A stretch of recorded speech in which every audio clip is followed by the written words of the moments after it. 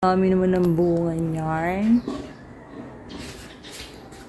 Ayun pahinog na siya Ayun pa Ayun pa siya guys. Kasi yan. Kasi lagi ko siya nadidiligan. Kaya marami yung bunga. Ito pa siya guys.